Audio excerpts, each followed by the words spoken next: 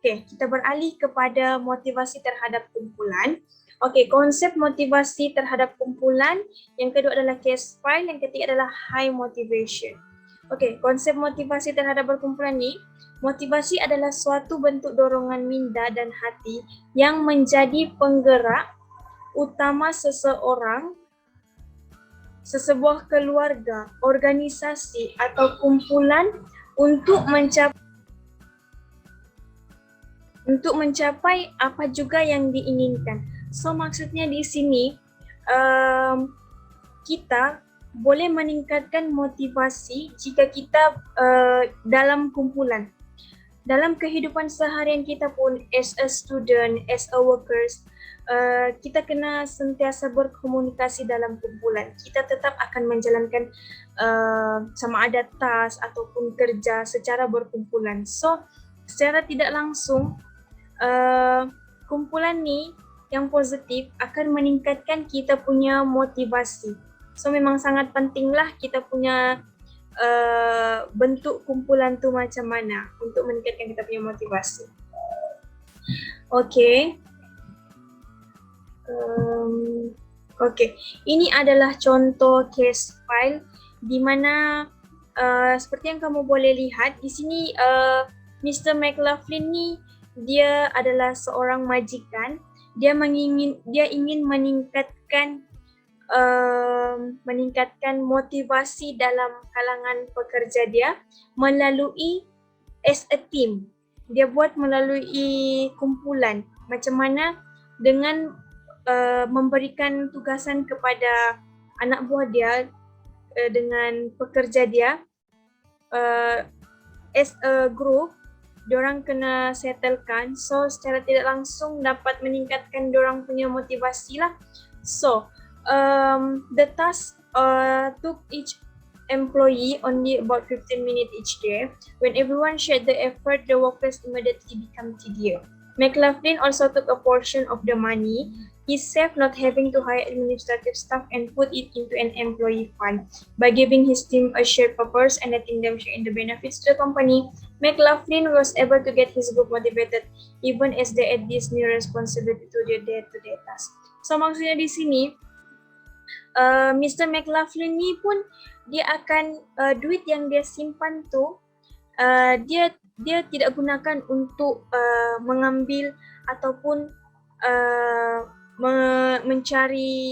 mengupah staff admin, tapi dia meletakkan duit yang dia kumpulkan tu dalam dana pekerja.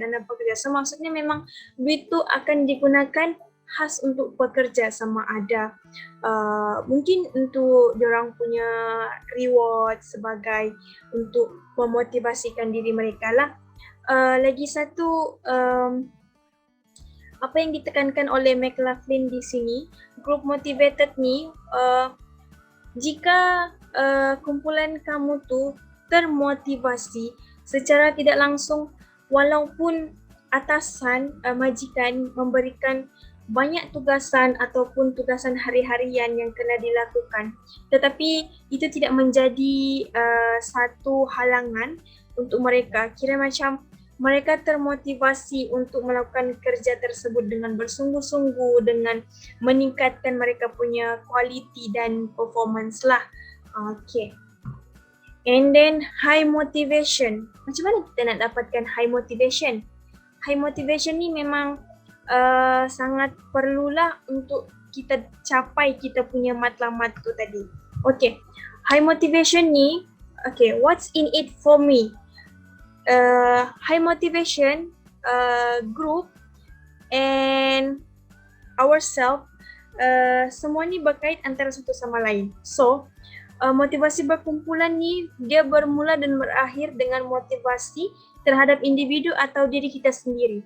Kumpulan ni akan menjadi lebih efektif dan bermotivasi tinggi apabila setiap individu ingin menjadi sebahagian dalam kumpulan, Setiap ahli kumpulan merasakan jika mengambil bahagian dalam kumpulan akan mendapat ganjaran untuk diri sendiri. Setiap ahli kumpulan meletakkan harga diri dan maruah dalam memenuhi matlamat kumpulan. Setiap ahli tidak merasakan hanya berharap dengan diri sendiri untuk menyelesaikan tugas, tetapi memiliki sikap bekerjasama yang padu bersama ahli-ahli yang lain. So maksudnya di sini, jika kita nak kumpulan tu termotivasi, kita kena memotivasikan diri kita sendiri.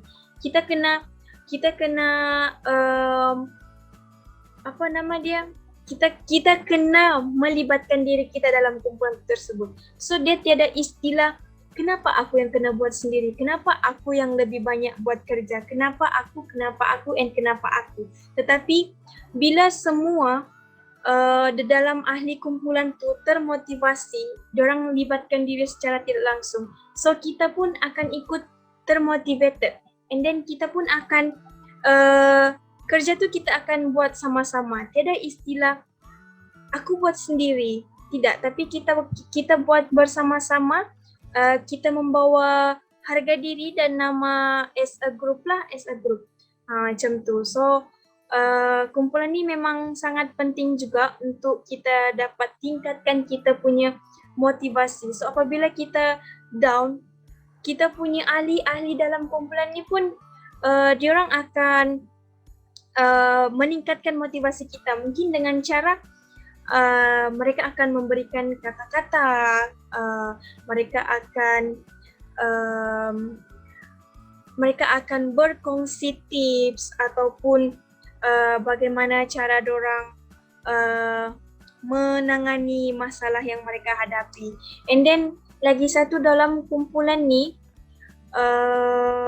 dalam kumpulan kita akan merasakan we will support each other. So tiada istilah kau down, kau keluar.